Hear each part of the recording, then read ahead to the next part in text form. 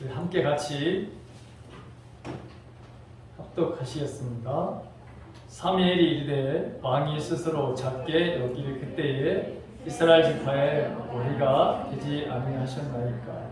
여호와께서 왕에게 기름을 부어 이스라엘 왕을 삼으시고 또 여호와께서 왕을 길로 보내시며 이르시기를 가서 죄인 아멜렉 사람을 진멸하되 다 없어지기까지 치라 하시었거늘 어쩌여 왕이 여호와의 목소리를 청중하지 아니하고 탈취하기에만 급하여 여호와께서 악하게 여기신 일을 행하였나이까.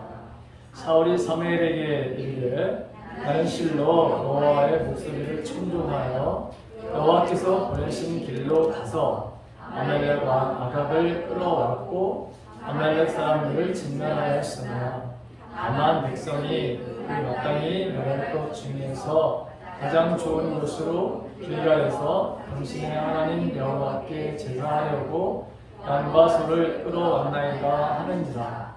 사무엘이 이르되 여호와께서 번제와 다른 제사를 그의 목소리를 청중하는 것을 좋아하신 같이 좋아하시겠나이까. 순종이 제사보다 낫고 듣는 것이 수양의 기름보다 나으니 이는 거역하는 것은 점치는 죄와 같고 원고한 것은 사신 우상에 절하는 죄와 같으니라. 왕이 여호와의 말씀을 버렸으므로 여호와께서도 왕을 버려 왕이 되지 못하게 하셨나이다. 아멘. 아멘. 자, 신약에 있는 말씀으로 갑니다. 요한복음 8장 31절에서부터 32절 말씀입니다. 요한복음 8장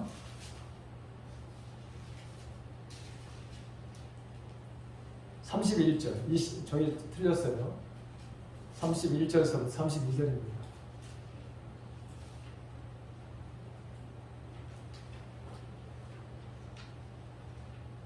여러분 성경책을 같이 봉독합니다. 시작. 그러므로 예수께서 자기를 믿는 유대인들에게 이르시되 너희가 내 말에 거하면 참으로 내 제자가 되고 진리를 알지니 진리가 너희를 자유롭게 하리라. 아멘. 타락한 인간의 본성 안에는 하나님께 대한 저항하고 싶은, 반항하고 싶어하는, 거역하는 이 불순종의 마음을 가지고 있습니다. 심지어 대부분의 많은 사람들은 하나님이 계시지 않다, 하나님 존재 자체를 부인하는 사람들이 세상에 더 많지요. 근데 성경에 보게 되면 시편 14편 1절에 보게 되면 하나님이 계시지 않다고, 존재하지 않다고 그렇게 생각하는 사람들이 가장 어리석은 사람들이다, 이렇게 말씀하고 있는 것을 우리가 보게 됩니다. 이 하나님 앞에 죄를 저질렀던 인간의 본성 안에는 이렇게 저항과 반항과 거역을 하려고 하는 이 불순종의 마음을 가졌던 그 대표적인 사람이 창세기에 등장하게 되는데 4장서부터 이것이 이렇게 하나님을 반항하고 거역하고 하나님의 불순종의 삶을 살아가는 사람이 등장하게 되죠. 그 대표적인 사람이 바로 가인이라고 합니다. 물론 첫 번째 우리 조상 그 아담과 하와가 거역하고 난 다음에 그 자녀들을 통해서 나타나는 바로 일들이라고 하는 것이죠. 거기 창세기 4장 6절과 7절에 보게 되면 하나님께서 가인에게 이렇게 물어봅니다. 내가 왜 화를 내느냐? 지금 화가 잔뜩 나 있는 거예요. 왜 안색이 변하느냐? 이렇게 물어봅니다. 내가 좋은 마음을 품고 있다면 어찌 얼굴을 들지 못하겠느냐? 지금 얼굴을 들지 못하고 하나님을 향해 들지 못하고 자꾸 화가 나가지고 지금 분노의 마음을 가지고 있는 거예요. 누가? 가인이. 그러면서 하나님께서 뭐라고 말씀하시냐면 네가 좋은 마음을 품지 않으면 죄가 너를 지배할 것이다. 죄는 너를 다스리고 싶어 하지만 너는 죄를 다스려야 된다, 이렇게 말하고 있습니다. 그러니까 죄가 지금 너의 바로 지금 삶을, 내 생각을 다 이끌고 사로잡고, 그래서 하나님의 뜻이 아닌 죄의 종로를 타게 하는 그런 일들이 내 지금 눈앞에 있어. 문 앞에 있어. 그런데 너는 그 죄를 내가 다스려야 돼. 그 죄의 유혹에 넘어가지 말아야 돼. 라고 하는 하나님의 말씀이 가인에게 주어지고 있다고 하는 것이죠. 가인에게는 선택권이 있었어요. 자기가 선택을 할 수 있는 그런 선택권을 하나님께서 주셨단 말이죠. 하나님의 뜻에 순종함으로 죄로 인해서 이 악한 세력이 그 세력의 문을 바로 열고 들어오는 것을 막을 수 있도록 선택권을 누구에게 주느냐? 가인에게 바로 주셨습니다. 자, 가인은 동생 아벨에 대한 이 분노의 바로 감정을 품기 시작했어요. 이상하죠? 자, 예배를 드렸어요. 제사를 드렸어요. 그 당시에는 가인의 제사는 하나님께서 거부하셨고 아벨의 제사를 하나님 받으신 것에 대해서 이 가인이 형이 동생을 미워하기 시작을 했어요. 이 미워하는 마음이 어디까지 가게 되면 증오의 마음까지 점점 커갔어요. 그러니까 이 가인의 마음속에 이 증오의 마음이 들어온 뒤에 이제는 속임수가 그를 사로잡게 됩니다. 이 증오의 마음속에 어떤 속임수가 작용하고 있느냐면 동생을 내가 죽이고 싶다. 여러분 이거 얼마나 큰 속임수예요. 증오의 마음이 들어오는 순간 이런 마음을 누가 가졌느냐? 가인이 가졌던 거예요. 처음부터 이런 마음을 갖지 않았어요. 그런데 가인이 동생을 죽여야 되겠다는 생각을 갖게 된 것이죠. 자, 살인을 해도 된다 라고 하는 생각과 마음의 결심을 하게 되고 결국 행동에 옮기게 되었다고 하는 것이죠. 아마 평상시에는 전혀 그런 생각을 가지고 있지 않았을 거예요. 형이 아무리 동생이 잘못이 없는데 지금 보죠. 하나님이 자기 예배를 받지 않았다. 자기 드리는 제사를 받지 않았다고 왜 동생을 이렇게 지금 주게 되는 이런 마음에 관한 상태에 이르렀냐는 거죠. 자, 이유는 도대체 뭐냐? 거역이라고 하는 이 불순종이라고 하는 이것이 그가 행했기 때문이죠. 자, 거역은 뭐냐? 하나님의 불순종은 사단이 우리들에게 들어오도록 초청하는 거예요. 그래서 내 지인이 되어달라고 정식 합법적으로 우리가 요구하는 거예요. 불순종이라는 게 바로 그거예요. 거역이라고 하는 것이 바로 그런 의미가 있다고 하는 거예요. 그러니까 하나님께서 분명히 죄는 너를 다스리고 싶어 하지만 내가 죄를 지금 다스려야 돼. 반대로 이렇게 말씀을 하셨는데 이것에 대해서 하나님의 말씀 앞에 거역을 하는 거죠. 그러다 보니까 하나님에 대한 반항심, 하나님에 대한 이 저항, 하나님에 대한 말씀에 대해서 거부하려고 하는 그런 마음으로 동생을 죽이는 어이없는 일을 하게 된 것이죠. 자, 우리는 주님이 항상 하나님의 뜻에 항상 하나님께 순종했던 주님의 그 삶처럼 우리들도 여러분 그렇게 삶을 살고 싶어 합니다. 그렇게 여러분 우리가 다 살고 싶어하는 마음이 우리들에게도 있습니다. 그렇다면 이 거역, 이 저항, 이 반항에 바로 이 삶을 벗어날 수 있는 길이 도대체 뭐냐는 거예요. 오늘 저는 그 말씀을 저와 여러분들과 나누고 싶어요. 우리가 이렇게 거역을 하는 불순종의 이것을 어떻게 우리가 극복해 갈 수 있느냐는 것이죠. 자, 오늘 구약에 있는 말씀을 보게 되면 사울 왕에게 하나님께서 명령을 내리셨어요. 아멜렉 족속들을 진멸하라. 사람뿐만 아니라 어린 자녀들도 마찬가지예요.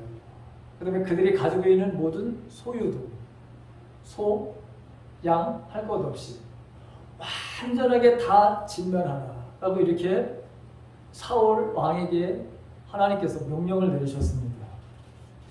자, 근데 여러분 우리가 이 말씀을 보게 되면 하나님 굉장히 잔인하신 하나님이 아닌가 이런 생각을 할 수 있어요. 어떻게 젖먹는 아이, 그 어린아이까지 다 전멸시켜라 이렇게 여러분 하실 수가 있을까?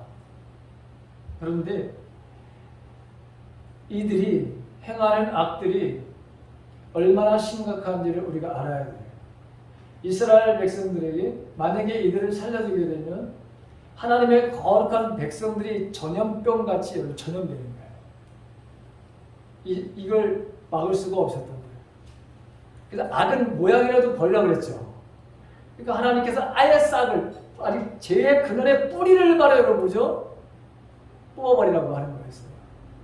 여러분 마찬가지로 저와 여러분들이 인생에서 내 죄의 근원을 여러분 뿌리를 뽑지 않으면은 항상 거기서 새순이 나오게 돼 있습니다.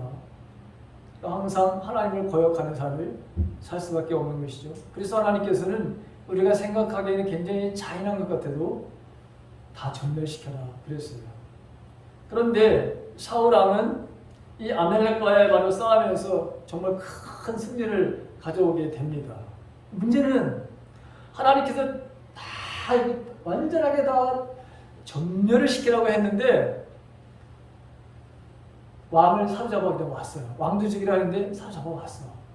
왜 잡아왔는지 알고 사로잡아 왔어요.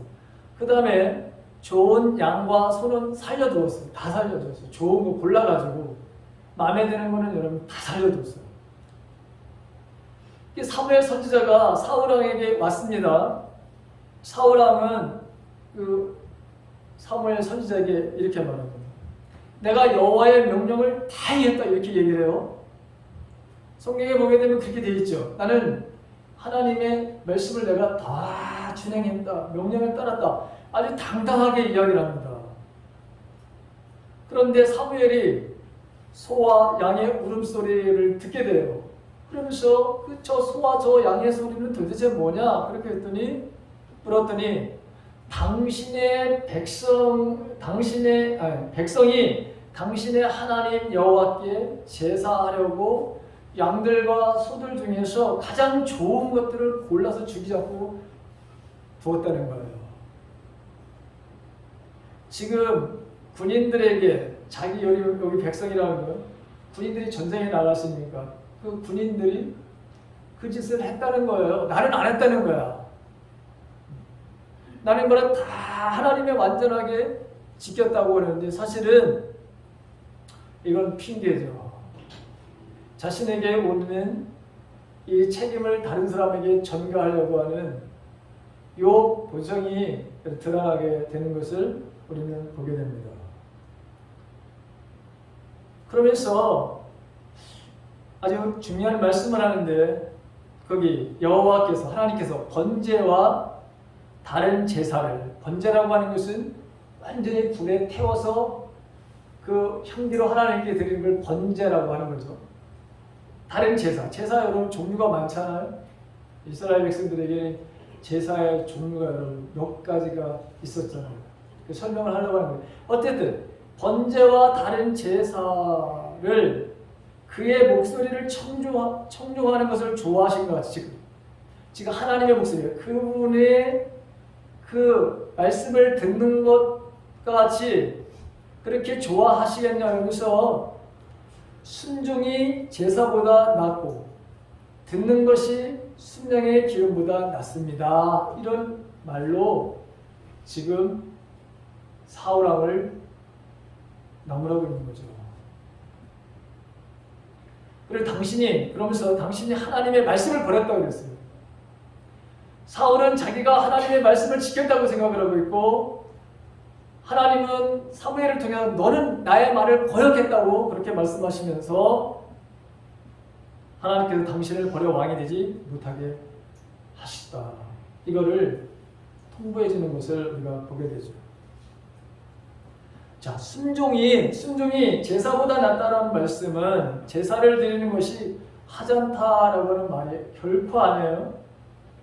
제사를 드리는 일이 잘못됐다는 게 아닙니다.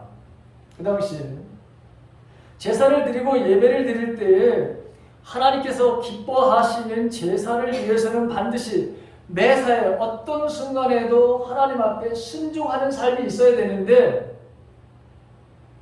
하나님의 말씀에 대한 순종하지 않는 삶을 살아가면서 형식적으로 예배를 여러분 오늘날 제사를 드린다면 그것은 하나님께서 받지 않으시는 정말 가증스러운 일이라고 하는 거예요. 그러니까 제사를 위해서 가장 좋은 짐승을 아무리 많이 남겨놓았다 하더라도 사울의 행위는 완전하게 잘못됐다라고 하는 그런 책망의 말씀입니다. 하나님이 원하시는 것은 전적인 여러분 순종이라고 하는 것이죠. 제사의식이 아니에요. 제사의식은 하나님의 인격적인 관계를 유지하는 가운데에 그분께 대한 사랑, 그분이 우리를 사랑하시는 그 사랑에 대해서, 그래서 우리는 하나님을 바로 경외하는, 이거 표현하는 거, 이게 바로 여러분 예배가 얼마나 중요해요. 그렇죠? 예배가 얼마나 중요해요. 그런데 그 예배 그 자체가 하나님께 대한 순종의 행위가 없다면 우리의 삶 속에서 매일매일 우리의 삶 속에서 하나님에 대한 순종의 삶이 없다면 그 지금 남겨놓고 좋은 거라고 여기는 걸 갖다가 나한테 번제를 드린다고 하더라도 내가 좋아하겠느냐?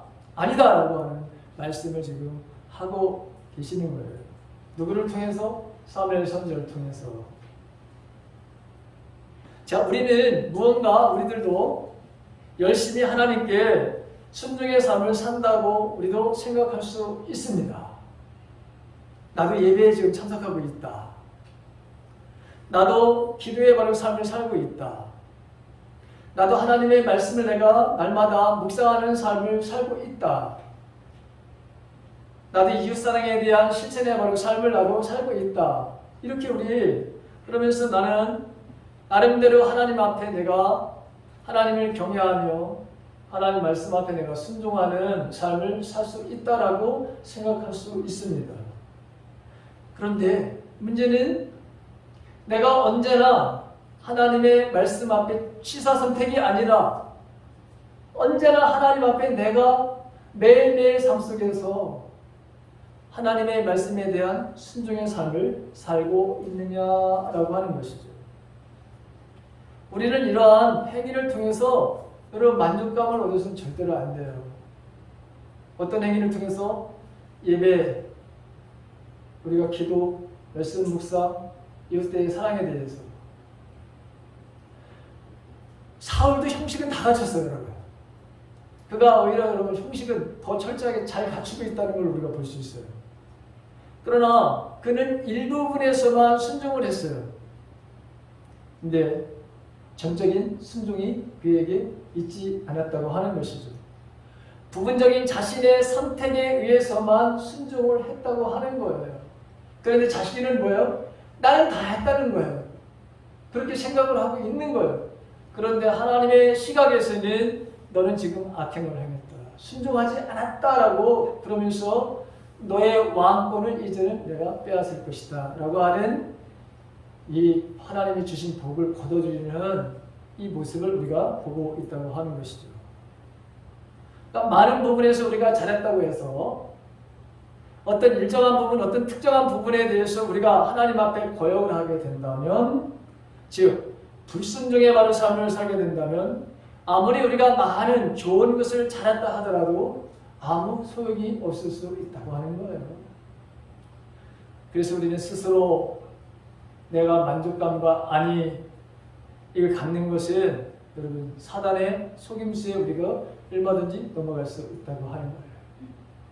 내가 순종의 삶을 매사에 살지 않으면서 이런 것을 한다고 해서 내가 하나님의 말씀 앞에 온전한 순종의 삶을 살아가는 것은 아니라고 하는 것을 우리는 이 말씀을 통해서 깨닫게 됩니다.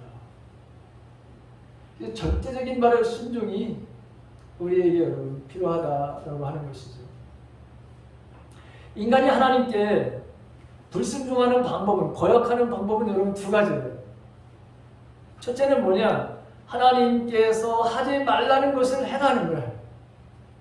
그런데 두 번째는 하나님이 하라고 하신 것을 행하지 않는 것이죠. 오늘 사울은 하나님께서 분명히 하라고 하셨는데, 그런데 부분적으로 하고 나서 당당하게 나는 다 거행했다, 순종했다라고 그렇게 말하고 있습니다. 만약에 여러분 오늘 저와 여러분들에게도 이 사울과 같은 이런 모습이 있다면 우리는 하나님 앞에 우리의 지난날의 그런 삶을 회개하고 하나님께서 주시고자 주시는 그런 복을 내가 누리면서 살아야지, 그걸 여러분 빼앗기면 얼마나 이 세상의 삶이 어렵고 힘들고, 하나님이 주신 복을 내가 누리면서 살아야지. 하나님은 주시는 하나님이신데, 풍성하게 주시겠다고 약속을 하시는 하나님이신데, 그리고 주님이신데, 그걸 내가 빼앗기고 내 스스로 인생을 행복하게 산다? 불가능한 거예요. 할 수가 없는 거예요. 그렇기 때문에 하나님 주시는 여러분들이 복을 누리려면 어떤 경우에도 취사 선택이 아니라 하나님의 말씀에 대한 전폭적인 순종의 삶을 살아가시기를 주님의 이름으로 간절히 축원합니다. 자, 그런데 우리가 원래 사울왕이 이런 하나님의 반항, 하나님께 대한 반항과 하나님께 대한 이 거역의 삶을 그렇게 살았던 사람이었느냐, 하나님을 늘 실망시키며 살았던 사람이냐? 아니야, 여러분. 성경에는 그걸 분명하게 이야기하고 있어요. 그런 사람이 아니었다고 하는 것을 말씀하고 있어요. 하나님의 말씀을 거역하고 자기 스스로 자신이 원하는 것을 주장하는 그런 사람이 결코 아니었다는 것을 말씀해 주고 있어요. 그게 바로 17절이에요. 오늘 17절을 한번 다시 한번 같이 한번 여러분 읽습니다. 자, 한번 여러분 같이 17절을 같이 읽습니다. 시작. 사무엘이 이르되 왕이 스스로 작게 여기실 그때에 이스라엘 지파의 머리가 되지 아니하셨나이까. 여호와께서 왕에게 기름을 부어 이스라엘 왕을 삼으시고. 여기 보십시오. 사울왕 당신이 스스로 작게 여길 때 그때에 이스라엘 지파의 왕이 되게 하시지 않았습니까? 사울은 스스로 작은 자라 그렇게 여겼더니 겸손한 사람이었다고 하는 거예요. 하나님께서 이스라엘의 첫 왕을 세우실 때 그냥 세우신 게 아니잖아요. 하나님, 그렇죠? 사무엘 선지자에게 사울을 찾아가서 머리에 기름을 부어서 왕으로 삼으라고 했을 때 사울은 어쩔 줄 몰라 했어요. 여기 말고도 성경에 보면 나는 이스라엘 중에서 가장 작은 베냐민 지파 사람입니다. 나의 가족은 베냐민 지파 중에서도 모든 그 가족들 중에서 가장 미약한 바로 그 가문에 속해 있는 사람입니다. 이렇게 자기가 고백을 하거든요. 사실 베냐민 지파는 굉장히 작은 지파예요. 제일 작은 지파예요. 그래서 남쪽에 유다하고 베냐민인데 베냐민 그 지파가 너무 작아가지고 그냥 유다 지파 이렇게 한 거예요. 그러니까 여러분, 이 지금 얼마나 사울이 자기가 얼마나 하나님 앞에 겸손한 사람인지를 우리가 알 수 있어요. 더군다나 사무엘 선지자가 이스라엘 백성들에게 사울 왕으로 소개할 때는 그가 더욱더 겸손한 사람이었던 것을 보게 돼요. 사무엘 선지자가 미스바에서 이스라엘 백성들을 다 모아놓고 이제 첫 번째, 왕을 세워달라고 해서 첫 번째 우리 왕이 누굴까? 얼마나 기대가 됐겠어요. 그러니까 누가 왕이 될지에 대해서 이제 하나님께서 제비뽑기를 하라고 제비뽑기를 딱 했어요.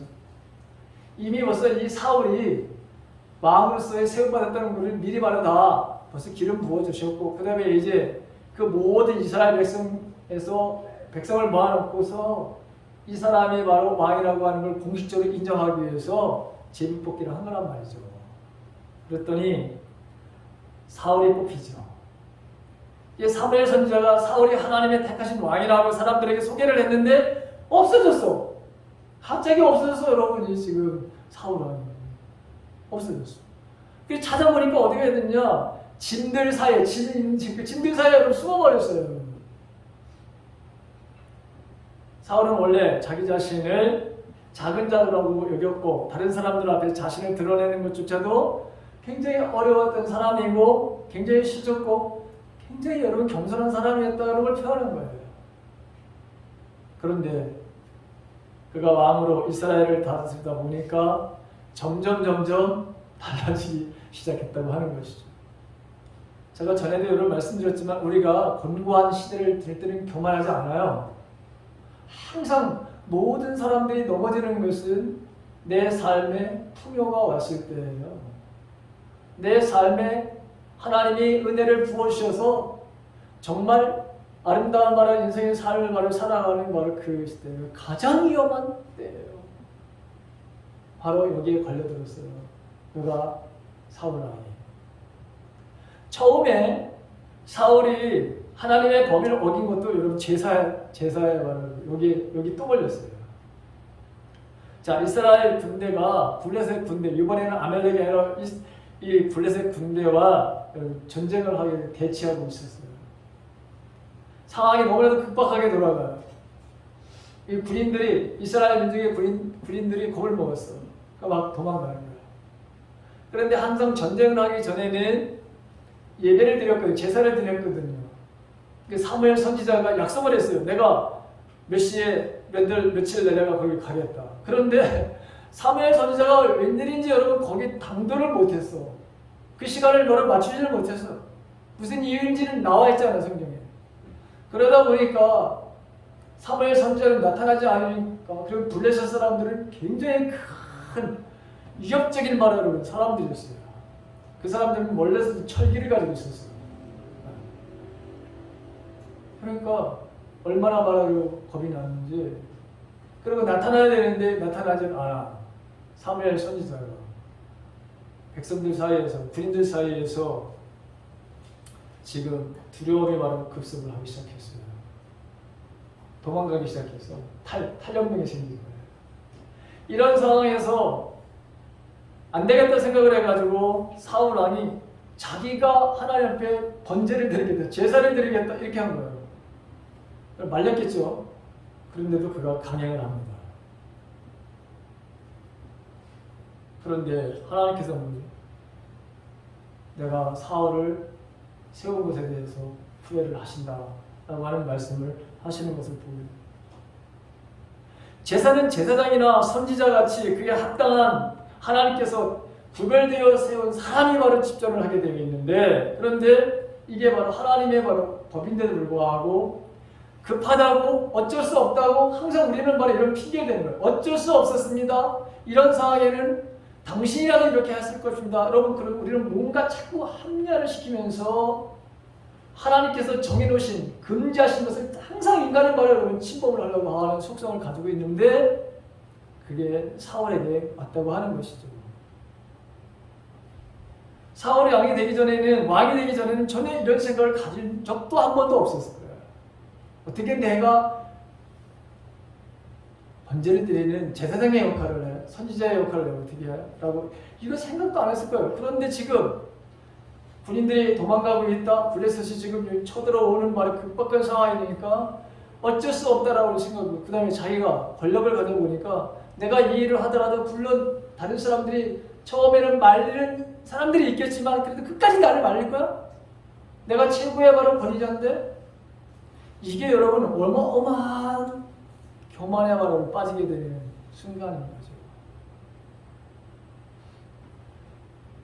자, 우리는 이 권세가, 능력이 많아지게 되면 그와 더불어 요구되는 것이 자신이 할 수 있지만 하지 말아야 한다는 이 분별력, 이 분별하는 이 분별력이 바로 필요한데, 이 분별력, 다른 말로 이 지혜는 어디서부터 오는 것이냐? 하나님을 경외하며 두려워하며 순종하는 사람들에게 주어진다고 하는 것을 너무나도 잘 알고 있어요. 최근에 여러분들 시편 묵상하셨죠? 시편 111편 10절에 보게 되면 세 번역으로 되어 있는 겁니다. 거기 이렇게 되어 있어요. 여호와를 높이고 두려워하는 것이 지혜의 시작이며 그분의 교훈을 따르는 자마다 좋은 분별력을 갖게 됩니다. 이렇게 되어 있어요. 쉬운 성경은. 잠언도 마찬가지죠. 하나님을 경외하는 것이 지혜와 지식의 근본이다. 이렇게 되어 있거든요. 그런데 지금 이 사울이 교만한 마음을 갖는 순간서부터 하나님의 말씀을 거역하는 불순종의 바로 삶을 살고 있다고 하는 것이죠. 그래서 거역을 벗어날 수 있는 것은 두 번째는 뭐냐?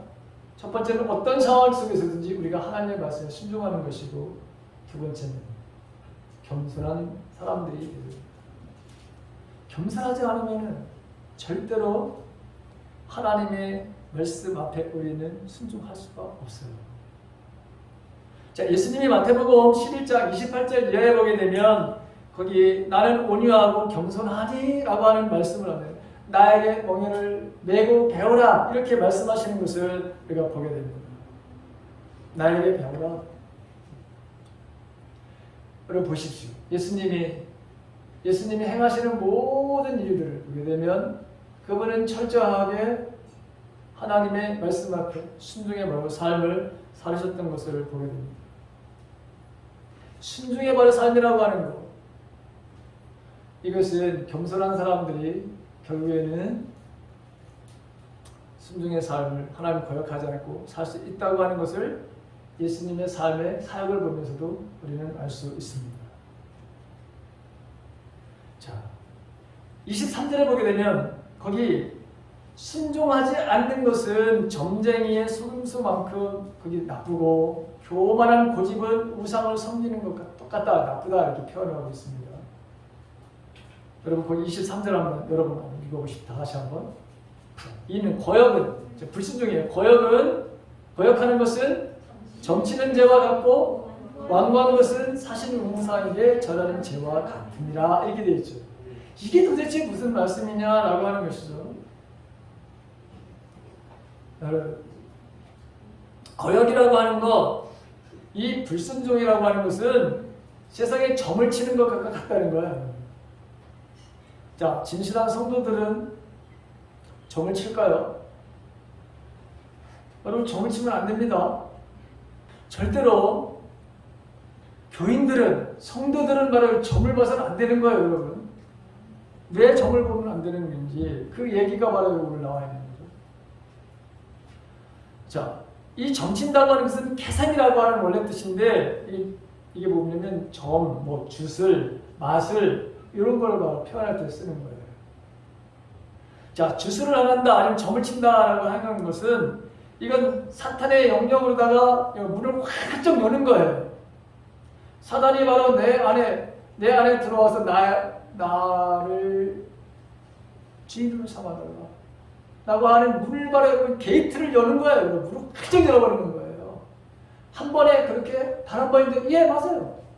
단 한 번이라도 여러분 만약에 우리가 그렇게 한다면 완전히 이제는 뭐요? 순간에 하나님이 주인이 아니라 사단이 아니면 악한 사람들에게, 악한 영들에게 주인의 왕의 자리를 순간 다 내어주는 거예요. 그러면 합법적으로 그 사단은 우리들에게 여러분 들어오는 거예요. 합법적으로 들어와서 우리의 주인이 되는 거예요. 그렇기 때문에 여러분들은 단 한 번이라도 점을 봐서는 여러분 안 되는 거예요. 수술을 행하는 그런 데서 여러분 하면 안 되는 거예요. 그럼 과거에 내가 했는데요. 그럼 여러분 이제 회개하고 다시는 안 가면 되는 거예요. 다시는 그런 일 하면 안 되는 거예요. 자, 이 점이라든가 주술이라든가 이런 걸 보게 되면 사람을 통제하는 거예요. 사람을 바로 지배하는 목적이 있는 거예요. 그러니까 점과 주술의 목적은 지배하는 것이므로 악한 세력들이 개입될 때 지배하는 자는 결국 지배당하는 자로 전락하게 된다. 지난주에도 말씀을 드렸어요. 거역은 이 지배하는 세력들에게 나의 영혼의 문을 열어주어서 나를 합법적으로 다스려달라 강력하게 요구하는 것이라고 했습니다. 순식간에 주인이 바뀌는 거예요, 여러분. 삼일체 하나님의 그분이 나의 왕이, 나의 주인이 아닌 거예요. 이제는 뭐죠? 사단이라든가 아니면 악한 영들이 나의 주인이 되는 거예요. 그 사람들의 그것들에 의해서 내가 의지하고 그것들의 힘을 빌리고, 그래서 나는 내 인생에 지금 어려운 힘든 문제를 내가 한번 해결해 보겠다. 그런데 결국에는 죽는 줄도 모르고 이런 일을 하는 거예요. 자, 이렇게 악한 사람에게 주권을 넘겨주는 건 이게 바로 여러분 불순종이라는 거예요. 이게 거역하는 거예요. 그 다음에 거기 보게 되면 사신, 우상이라고 했죠. 사신이라는 뜻이 어떤 뜻이냐? 헛되이라는 뜻이에요. 헛되다. 사신이라고 하는 것이. 그 다음에 무가치함이라는 뜻이에요.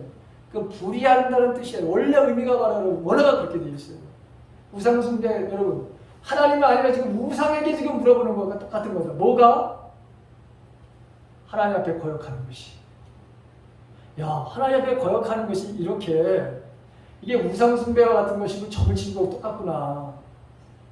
여러분, 저와 여러분들이 이 거역하는 것에 대해서, 불순종에 대해서 우리가 조금 심각하게 생각을 해야 됩니다.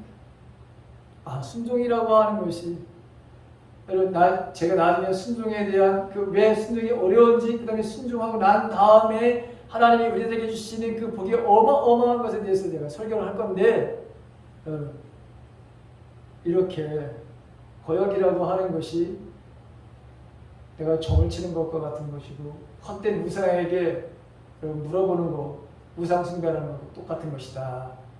이렇게 말하고 있는 것이고, 누가 이런 일을 저질렀느냐? 사울이 그렇게 하고 있다는 것이죠. 우리가 잘 아는 대로 교만은 패망의 선봉이요, 거만한 마음은 넘어짐의 앞잡이다. 이게 잠언 16장 18절에 나오는 말씀이죠. 그게 넘어진 거예요. 그래서 겸손한 사람이 되는데, 겸손할 때는 전혀 넘어지지 않았죠. 그러나 교만해지니까 거역을 하는 사람이 되었다고 하는 것이죠. 세 번째, 마지막, 오늘 요한복음 8장 31절 32절, 진리가 너희를 자유케 하리라, 이렇게 말씀하시는 것을 보게 되죠. 거기 보십시오. 그러므로 예수께서 자기를, 31절에 보게 되면, 자기를 믿는 유대인들에게 이르시되 너희가 내 말에 거하면 참으로 내 제자가 되고, 내 말에 거한다는 겁니다. 하나님 주님의 말씀을 지키는 자라는 거예요. 하나님 말씀을 바로 지키는 자는 참으로 내 제자가 되는 거야. 그러면서 진리를 너희들이 알게 되고 진리가 너희를 자유케 하리라, 이렇게 말하고 있어요. 우리가 거역을 하고 싶은 마음, 반항하고 싶은 마음들이 생길 때마다 하나님의 진리의 말씀이 우리에게 있다면, 그걸 지킨다면 절대로 우리는 하나님 앞에 반항하거나 거역할 수 없는 사람이 된다는 거예요. 왜? 성령 하나님은 진리의 영이시고 지금도 진리 가운데 우리를 인도하시는 분이고, 예수님은 자신을 가리켜서 요한복음 14장에 보게 되면 16절에 내가 곧 길이요 진리라고 말씀하시고 있고, 고린도 후서 3장 17절에 보게 되면 주님의 영이 계신 곳에는 언제나 자유함이 있다, 이렇게 말씀하십니다. 그러니까 진리이신 예수 그리스도, 그분을 바라고 우리가 말씀을 지키게 되면 절대로 우리는 거역의 삶에서 벗어날 수 있다라고 하는 것이죠. 오늘 여러분, 저와 여러분들이 순간에 우리들도 얼마든지 내가 잘하고 있다라고 하는 생각 속에서 내 자신이 하나님 앞에 순간적으로 거역을 하면서도, 불순종의 삶을 살면서도 나는 이 정도는 잘하고 있다는 그런 착각을 절대로 갖지 않기를 바랍니다. 우리가 거역을 벗어날 수 있는 것은 어떤 상황 속에서든지 하나님의 말씀에 우리가 순종하는 삶을 살아가는 것이고, 겸손한 사람이 되어야 되는 것이고, 진리 안에 있게 되면 우리는 절대로 사울과 같이 이렇게 당당하게 하나님 앞에 내가 지켰다고 순종했다고 하지만 왕권을 너에게 거둘 거라고 하는 이 무시무시한 하나님의 저주를 받게 됩니다. 그런 삶이 아닌, 오히려 우리가 온전히 하나님의 말씀 앞에 겸손하게, 겸손한 사람이 되고 순종의 사람이 되어서, 그리고 진리 안에서의 삶을 살아감으로 말미암아 여러분들이 축복의 삶이 되시기를 주님의 이름으로 간절히 축원합니다.